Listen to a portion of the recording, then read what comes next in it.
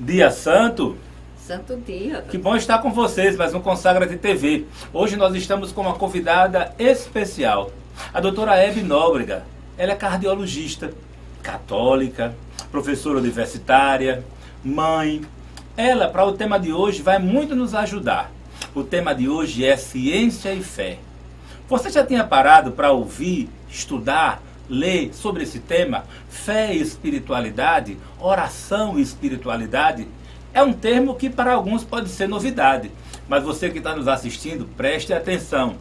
Esse tema está na pauta, está na moda, está na onda. Muitos estão inquietos sobre esse ponto. Por exemplo, eu estava fazendo um estudo, vendo as pessoas que se envolvem no meio médico, né? Para quem não sabe, né? Eu, César Carvalho Mariano, também médico cardiologista, mas grandes médicos famosos envolvidos, inquietos com esse tema.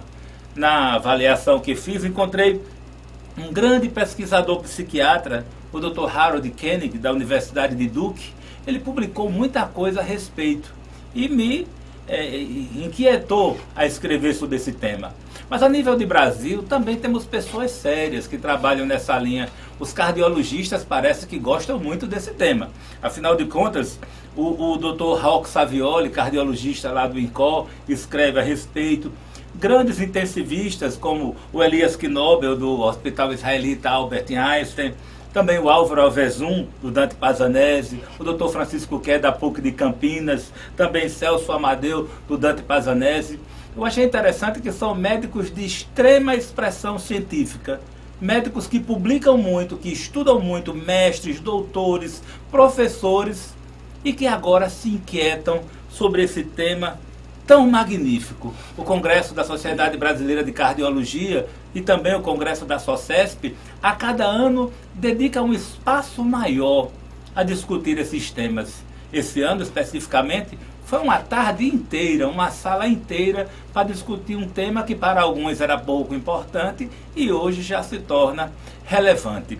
Então, a doutora Hebe, que está aqui conosco, a senhora, como vê essa necessidade de discutirmos esse tema atualmente? Como a senhora vê isso no seu olhar de uma cardiologista experiente, não sei lá quantos anos de carreira, não precisa dizer, mas a senhora acompanhou várias fases sobre isso, né? 42. 42. César, eu só discordaria de você num ponto. Atualidade, eu acho que não é atual. O homem é um ser que é corpo, espírito e mente. Consequentemente, eu acho que é super importante discutirmos sobre a espiritualidade, principalmente quando falamos em saúde, porque muitas vezes nós temos um olhar de saúde não apenas como a saúde, mas como doença. E como tal, é muito importante que o ser humano lembre-se que ele é feito imagem e semelhança de Deus, que ele é imortal, que ele tem um espírito. Isso é muito importante. A saúde do corpo, da alma, do espírito, né? Então, que já desde os antigos gregos se falava. Já se falava disso, né? Pois é, então os médicos, nós médicos somos um povo bem interessante. Veja só, a doutora quando coloca que isso é um tema realmente que não é atual, é bem antigo, e as pesquisas mostram algo nessa linha. A maioria dos médicos, no estudo que encontrei, mais de 90% deles reconhece que os fatores espirituais são componentes importantes para a saúde. Saúde de corpo, alma, que é saúde do corpo, do espírito também. Grande parte desses profissionais, 70% a 80%, eles entendem que os componentes, os elementos espirituais, podem influenciar na saúde do paciente. Além disso, 85% deles afirmam que deveriam estar cientes das crenças religiosas dos seus pacientes. 89% deles se veem abertos para perguntar ou abordar essas questões, embora não sejam abordadas. Mas existe uma abertura do coração do médico. Quanto maior o grau de religiosidade, ou espiritualidade do médico, mais provável seja que ele questione. Então a espiritualidade do médico também tem que ser inquietada para que ele aborde esses temas e possa tratar dessas questões. Então, doutora, essa linha de ciência, me fale mais. Eu ia lhe dizer assim, você disse que aborda, é muito comum, principalmente na cardiologia, o paciente vir com queixas, que a gente chama psicossomáticas, sentindo dor no peito, palpitações, que é sentir o coração bater. E quando a gente procura saber como é que vai a parte psicológica deles, e aí eles relatam, às vezes, perda de algum familiar, algum problema, trauma, mudança de cidade, etc. Então, é muito comum eu perguntar qual sua religião. E se eles dizem ou católico ou mesmo evangélico, nosso Deus é um só, e Jesus disse: quem não está ao meu favor, quem não é contra mim está ao meu favor. Então eu começo a falar de Deus e mostrar o problema dele numa perspectiva de vontade de Deus, de confiança em Deus, já que a vida sempre nos traz experiências. E se nós somos filhos de Deus, Ele só quer o nosso bem, e tudo pelo qual nós passamos na vida nos traz um crescimento, nos traz um amadurecimento e nos traz um ensinamento que nós vamos levar para outra vida. Facilita até a abordagem, o relacionamento médico-paciente, né? Eu, inclusive, tenho, às vezes, os pacientes me perguntam muito se eu sou espírita. Eu digo, não. Se eu sou protestante, parece que católico não fala muito em Deus, em religião. E eu, lógico, digo que não. E eu tenho aquele calendário litúrgico que tem as leituras da missa de cada dia, que foi uma coisa que me ajudou sobremaneira a conhecer a Bíblia. E eu tenho para dar a eles. Olha, tudo que eu disse, nada é meu. Eu lhe disse tudo que está na Bíblia. Então está aqui, leia. E é bom nessas respostas, como fortalece os laços, o relacionamento saudável médico-paciente. Aí, doutora, eu também saí pesquisando um pouco e encontrei que 10% dos médicos indicariam para os pacientes, indicaram que conversaram com os pacientes sobre essas questões. 10% dos médicos assumiram que conversam, como nós. Também 10 a 20% dos pacientes também revelaram que foram abordados pelos seus médicos sobre este tema. Então essa incidência de 10 a 20%, ela ainda está muito pequena diante de tanta abertura da primeira estatística, de tanta abertura para se falar do tema, mas apenas 10% toca no tema, 10% instiga o tema. Então a senhora reforçando, a senhora coloca essas questões espirituais para com os seus pacientes? Sem dúvida, sem dúvida. E eu acho que, infelizmente, eu diria, no passado, nós tínhamos colegas que achavam que não era científico falar em Deus, falar em religião. E é muito bem-vindo esse trabalho. Por exemplo, quando eu estive recentemente no Dante Pazanese, que eu fui fazer uma reciclagem de 6 meses, o Álvaro, que é um pesquisador assim, respeitadíssimo no Brasil, você citou, Álvaro Avezum, ele está fazendo um grupo que funciona de 15 em 15 dias. E isso faz com que a formação dos residentes seja diferente. Então, aqui eu creio que lá na universidade já tem uma disciplina que é opcional, mas onde os alunos podem abordar esse tema e com mais tranquilidade. É importante quando os grupos se reúnem, né? Quando o pessoal se reúne para estudar sobre o tema. Em 1992, onde tem estudo publicado que eu vi que foi nos Estados Unidos e no Canadá, apenas 3 faculdades de medicina apresentavam na sua grade espiritualidade e medicina. Já em 2016, mais de 140 faculdades. 2006. Em 2006, mais de 140 faculdades já abordavam o tema. Então, foi um crescente. Eu não tenho a estatística da agora, mas a gente vê que é um crescente das universidades colocarem estes temas em grades formativas curriculares obrigatórias. Mais de 70% das universidades americanas e canadenses. Agora, infelizmente, a nossa realidade de Brasil, nós vemos que os nossos médicos, eles não receberam, os atuantes, eles não receberam esse treinamento. Então, daí a pergunta, doutora, para reforçar a sua primeira resposta, é importante inserir na grade formativa das disciplinas a integração de espiritualidade nas matérias obrigatórias ou em matérias opcionais? Como é que a senhora vê isso nessa realidade de hoje? Eu acho sim interessante, eu só não creio que deveria ser obrigatória, porque eu acho que assim, a parte de espiritualidade passa um pouco por sua opção.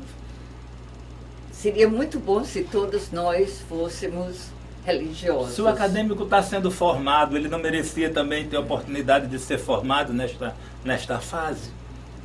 Ele também foi formado. Em termos de universidade de medicina, eu acho que eles já têm a sua opção, fé já bem definida, sua fé né? definida. Então, eu acho que a formação entre a importância disso, algumas aulas, por exemplo, eu dei algumas aulas onde eu falava sobre isso no curso, na cardiologia. Certo. Quando fala sobre a medicina psicossomática, sobre a importância dos problemas sobre o coração, hipertensão, infarto, doenças cardiovasculares em geral, né? Arritmias, todas elas têm muita correlação com o estado emocional. E, sem dúvida, se nós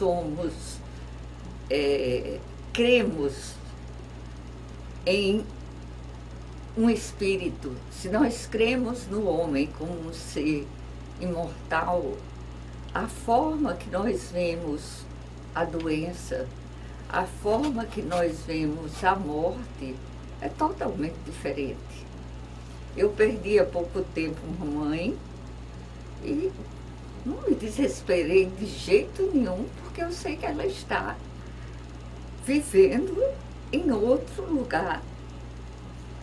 Não desapareceu. Eu digo, nós somos seres que a nossa consciência do nosso eu não morre. Somos imortais.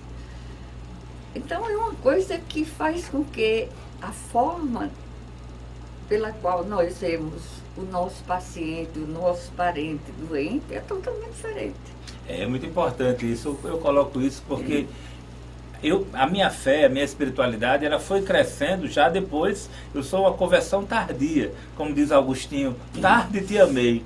Né? Essa beleza do amor de Deus eu vim conhecer já depois dos meus 30 anos. E se isso tivesse me sido apresentado antes? Se eu tivesse tido essa intimidade, esse contato antes, porque já existia um coração aberto, mas não me foi apresentado e eu buscava fora. Faltava alguém que sinalizasse. Então, às vezes eu fico vendo, meu Deus, esses jovens médicos, se fossem instigados a desabrochar esse amor, essa fé, essa espiritualidade que está dentro de cada um, né, para a gente pudesse passar e fazer uma medicina mais humanizada, né? Um outro ponto, assim, doutora, que eu fico muito feliz que os hospitais privados de Natal têm a visão de colocar capela, de ter missa, de ter capelão. Então o Hospital do Coração merece parabéns, porque sempre teve envolvido em ter missas regulares, ministros de Eucaristia, grupo de oração, sem desmerecer também os hospitais mais tradicionais, como a Casa de Saúde de São Lucas, o próprio Natal Center. Eles tiveram sempre este cuidado. Mas veja só, não tem padre suficiente, não tem capelão suficiente nos contextos hospitalares para atender todos os pacientes. E no meio evangélico também não tem pastor suficiente. Então, cabe a nós, os profissionais de saúde, identificar aqueles pacientes que têm deficiências imediatas de espiritualidade. E afinal de contas, como existem poucos capelães disponíveis, temos que dar alguma resposta para esses pacientes. Mas apesar disso, ainda existe uma grande resistência por parte dos médicos, principalmente dos médicos. Então eu coloco para a senhora, quando a senhora identifica essas situações de a gente vê que o paciente está com a necessidade imediata de um suporte espiritual, a senhora recomenda procurar o capelão, chama o capelão do hospital, se envolve também nessa queixa, faz as duas coisas. Como é o seu envolvimento nessas questões? César, na época que eu dava plantão na Casa de Saúde de São Lucas, na UTI, a UTI é um local onde ficam principalmente os pacientes graves. Então, morre muita gente. Se eu estivesse de plantão, paciente nenhum morria sem que antes eu rezasse com ele, se ele tivesse condições.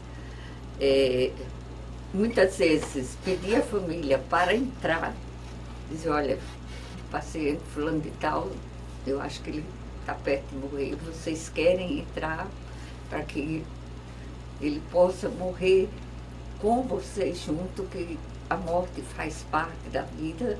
E eu tinha sempre água benta, que eu benzia eles. Isso é uma coisa que, assim, nós tínhamos um capelão no São Lucas, que morava lá, eu chamava, e eu sei que passou para algumas pessoas, que elas iam e aprendiam com isso. Lá no Hospital do Coração, já teve alguns pacientes assim mais chegados a mim, que eu sabia que estavam bem doentes, e eu dizia, olha, a sua doença é uma doença grave, há possibilidade de você morrer, você que é um sacerdote, inclusive ali naquele, vizinho os bombeiros, tinha o padre Leandro, padre Charles. Mais de uma vez eles já me atenderam e foram a São Lucas fazer sacramento dos enfermos. Essa dinâmica que a Hebe fala, eu acho interessante, que é exatamente isso que devemos fazer. As duas coisas. Devemos nos envolver, orientar, colocar propostas, situações, orientações, orações, chamar o capelão. Nossos hospitais têm capelão. Aqui em Natal hoje, o padre Francisco Lima, ele tem um trabalho maravilhoso em todos os hospitais, com escala para todos os hospitais, para que seja acionado. E às vezes você não sabe, mas no hospital que você está, tem esse serviço, quando chamado pelo assistente social, ou pela telefonista, ou pelo próprio médico, ele vai de encontro ao seu familiar, ao seu leito, levar um suporte espiritual, não deixando do profissional de saúde também fazer isso. Hebe, um dos motivos de convidá-la para este programa foi que há 20 anos atrás, eu, médico jovem, eu vou fazer agora 25 anos de médico, mas eu ainda médico jovem, eu via a doutora Hebe rezar nos pacientes da UTI, e nesse gesto de jogar água benta sobre eles. E naquela época eu olhava e dizia, que doutora piedosa, eu acho que ela está maluca. E hoje, eu vendo aos olhos da ciência, que isso é uma postura cientificamente correta, com respaldo científico e que não tem nada de piedade. Na verdade, isso é uma abordagem científica com resultados comprovados e validados. Isso para mim foi muito belo, foi muito marcante, que eu, como médico jovem, eu não conseguia enxergar isso com bons olhos. E hoje queria eu ter mais coragem de abordar sobre estes temas. Claro, não imagine que todos os médicos vão sair chamando os pacientes para rezar ou para terem um momento de espiritualidade com ele. Mas ao mesmo tempo eles podem ser encaminhados a grupos de oração, a novas comunidades, a paróquia. Temos que fazer algo. A necessidade espiritual do paciente, nós quando examinamos, nós sentimos aquela sede de Deus. Quem está com sede de água diz que está com sede de água, mas quem está com sede de Deus a gente conhece pelo olhar. O próprio olhar expressa aquela sede que o paciente tem, e você como médico, como enfermeiro, como profissional de saúde, você tem a obrigação de dar uma resposta. Outro ponto interessante nas estatísticas, Hebe, complemente. Não, é sobre uma coisa assim que eu estou falando muito em morte, mas é que eu acho, nós médicos temos muita dificuldade em falar sobre a morte com os pacientes. E ontem eu estava em João Pessoa e minha cunhada estava dizendo: não, eu só não quero você junto de mim quando eu for morrer, porque você foi dizer, a dona Eni, que é minha mãe, ela perguntou: eu vou morrer? Você disse: mamãe, eu acho que sim, a sua doença está sendo muito grave. A gente tem que ver a morte. Eu digo: mas não tenha medo. Eu lembro que um filho meu uma vez caiu e ele estava tendo vômito em jato, que é um sinal de hipertensão intracraniana. E ele olhou para mim, devia ter 8, 9 anos: mãe, eu vou morrer. Eu digo: meu amor, não sei, pode ser que morra, mas se morrer, não tenha medo, não. No céu tem Jesus, tem Nossa Senhora. Você acha que a mamãe lhe ama? Nossa Senhora ama muito mais. Ela é o próprio amor. Então, é a segurança que muitas vezes se precisa. gente... Precisamos sentir essa segurança. Outro ponto, Hebe. Crer realmente. Uma outra pesquisa fala que aproximadamente 1/3 dos médicos, em algum momento da sua carreira, orou, rezou com seus pacientes. Né? Então, 1/3, né? E apenas um pequeno número, de 6 a 30%, diz ser apropriado o médico rezar com o paciente. Então, não acham apropriado o médico rezar. Mesmo quando o paciente está muito debilitado, que foi um pouco dessas situações que você colocou. Mas um outro ponto que eu vi já algumas vezes da doutora Hebe, né? A gente daqui tem o programa De Frente com Gabi, né? Então hoje está de frente com o César. Então o César já assistiu várias aulas da doutora Hebe, aulas de congresso, ela que faz a parte de cardiologia da mulher, né? Essa parte do acompanhamento da gestante no puerpério, também durante toda a gravidez. Mas eu já vi a doutora Hebe muitas vezes chorar nas suas aulas. Ela chorava porque ela se envolvia com aquela dificuldade daquela mãe que muitas vezes estava com uma gravidez de alto risco e que o aborto era uma realidade não indicada por ela, mas era um aborto que era uma coisa que estava a acontecer. Ela perdeu algumas mães, ela perdeu alguns bebês na sua profissão, e nesses momentos, muitas vezes nessas aulas, gerou emoção. E eu sei que por trás dessa emoção existiu oração. Então me fale um pouco sobre esses momentos que você já rezou com suas gestantes e que você já chorou pelas dores das suas pacientes. Veja só, quando a gente está lidando com grávida, eu tenho nas minhas mãos 2 ou 3 vidas. Então, muitas vezes, o tratamento que a gente vai fazer é necessário para a mãe, mas põe em risco o bebê. Como recentemente eu tive uma gestante, primeira gravidez de gêmeos, e ela já era operada do coração de uma cardiopatia congênita, já estava com indicação antes da gravidez de reoperar, e seguramente a gestação iria constituir um risco muito grande, ao qual, do ponto de vista médico, eu achava que ela não sobreviveria. E lógico que isso me deu uma angústia muito grande, porque ela necessitava ser operada em vigência da gravidez, era uma reoperação de gêmeos, e eu rezei com ela. Eu peguei as mãos dela e disse: vamos rezar, vamos pedir a Deus que nos mostre a melhor decisão. Discernimento é dom do Espírito Santo. Nós temos uma santa, era uma médica, esteve no Brasil, morreu em 62, Gianna Beretta Molla, italiana. Ela foi santificada porque queriam que ela abortasse e ela não abortou. E João Paulo a santificou como exemplo de que nós devemos preservar a vida. O fato é que minha paciente era uma paciente SUS, foi encaminhada para São Paulo, ficou na casa do meu filho, que morava perto do hospital. E quando eu soube que ela foi operada e que os bebês estavam bem, eu chorei horrores. Quando ela chegou, eu me abracei e chorava, porque é uma felicidade muito grande. E, sem dúvida, quando eu conto isso, é alguma coisa assim. A vida tem um valor absoluto, a vida nunca tem valor relativo, a vida tem que ser preservada. E essa postura médica de rezarmos juntos, sofrermos juntos, o problema não é só dela, o problema é nosso. Então temos que nos envolver. Chorar pela sua dor é muito fácil, mas chorar pela dor do outro. Mas a sabedoria que Hebe clamou é isso, esse Espírito Santo que vem através da oração, que vem através das lágrimas, mas Deus faz. A última pergunta que eu ia te fazer, Hebe, você já respondeu mais ou menos, mas vamos reforçar a resposta. É nas suas experiências de acompanhamento como cardiologista e acompanhamento espiritual, você tem o hábito de clamar a Deus de uma maneira mais geral?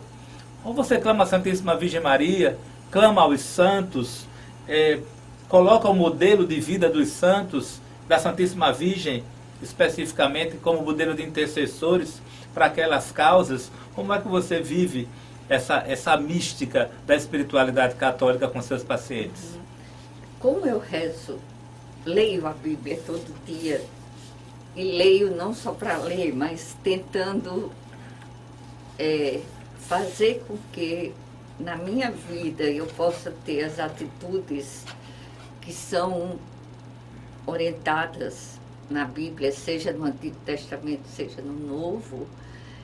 Eu não tenho especificamente, por exemplo, no caso dessa gestante, eu falei em Giana Beretta, porque para mim ela é um exemplo, uma mulher grávida que preservou a vida.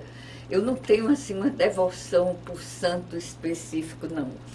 A Nossa Senhora, no meu consultório, eu tenho uma imagem de Nossa Senhora de Fátima, e muitas vezes, mas muitas vezes mesmo, quando eu vou examinar o paciente que já tem uma história, até sabendo mais ou menos que pode ser alguma coisa grave, eu silenciosamente eu peço a Maria para me ajudar e peço a Jesus para que me dê sabedoria para que eu saiba curar aquela pessoa. Agora, assim, a Sagrada Família como um todo, César, é um exemplo para mim, porque eu acho que eles viveram todas as situações possíveis. Eu, ontem mesmo, com uma paciente que está recentemente em Natal e é de Brasília, aí eu dizia a ela, imagine quando a Sagrada Família, José e Maria tiveram que ir para o Egito com um bebê novo, sem os meios de transportes, um carpinteiro pobre para um lugar com línguas novas, onde se falava outras línguas. Então, assim, se confia em Deus, porque o marido dela tinha vindo para cá, eu digo, procure ver o que é que Jesus quer que você aprenda, o que é que Deus pretende que você aprenda em ter lhe trazido para Natal. E olhe sempre para a Sagrada Família. Então, eu não tenho, assim, um santo específico. Mas a senhora está no todo, né? É esse entendimento. A pergunta era para inquietar e direcionar para algo se existisse. Mas é para dizer que não precisamos ter escrúpulos. Podemos clamar a Deus Pai Todo-Poderoso, podemos clamar também a Deus Filho, o mediador ao Pai, podemos clamar o Espírito Santo para nos dar sabedoria e entendimento, podemos clamar a Santíssima Virgem Maria, ela que é santíssima, que tão bem cuidou do Filho Jesus. Ele não teve diarreia, não teve cólera, não teve queda, não teve... Nossa Senhora sabe cuidar muito bem dos seus filhos. Mas também clamar a São José. Afinal de contas, São José é aquele que queria a proteção daquela família. Também os santos, que são evangelhos vivos, como Santa Diana, como tantos outros. Então não tenham escrúpulos. Essa linguagem do amor é a linguagem que deve prevalecer entre médico e paciente, e familiares também. Então, doutora, suas considerações aí, que a senhora, o que é que não falou, o que é que... Não, peraí, poderia... eu queria lembrar, eu sempre faço retiro com um padre jesuíta, é um italiano, o padre Pedro Maione, e ele é um verdadeiro teólogo. E uma vez ele disse o seguinte, vocês lembrem-se que os santos não são só aqueles santos que estão no altar. Todos nós fomos chamados à santidade. Então, se vocês tiverem aquele seu parente, amigo, que já faleceu, podem orar a ele, podem suplicar a ele que intercedam também por vocês. E eu fiquei, quando ele falou disso, eu lembrei que os santos de altar, sempre a igreja pede que haja algum milagre comprovado para, se eu não me engano, são 3 milagres para santificar. Um milagre para beato e o segundo santifica, canoniza. Santificar. Então eu digo, então nós ouvimos, eles lá estão nos ouvindo, podem interceder por nós. E nós precisamos saber que a nossa missão aqui na Terra é nos santificarmos. E temos, de uma forma muito simples, o caminho, seguir Jesus. E lendo a Bíblia todo dia, a gente pode agir como ele agiria. É só conhecer. Eu não posso agir como ele agiria se eu não conhecer. Eu acho que... Pois é, então desde já agradecer a doutora Hebe pelo testemunho vivo. Na verdade, este programa é um tema que nós abordamos no nosso livro, Consagra-te, que o rei se encante com vossa beleza. E eu tenho certeza que o rei se encanta com a beleza de Hebe, com a beleza dos seus posicionamentos, com a beleza dos seus 40 e poucos anos de cardiologista, sua maternidade, a sua vida esponsal, o zelo que ela tem pela igreja. Então, muito obrigado desde já, doutora Hebe, de fazer parte do nosso programa Consagra-te TV. Então, esse programa estará postado, no canal da Fraternidade no YouTube, no www.disciplosdamãededeus.com.br, e lá você vai poder depois apreciar essa entrevista mais uma vez. E dedicar esse programa a todas as mães que precisaram fazer o aborto por não terem sido orientadas, por não terem sido formadas, que a gente sabe que o coração dessas mães muito sofrem, mas que essas mães se perdoem, procurem um sacerdote, que essas mães voltem para o seio da igreja, que essas mães procurem retomar a sua fé, pedir perdão, levantar a cabeça e seguir em frente. E todos os natimortos, todos os bebezinhos que possam não ter vindo ao mundo, e Hebe que tanto lutou por cada um deles, também, que essas crianças possam também interceder por nós que estamos aqui nesta terra militando. Então um beijo para todos, consagra-te!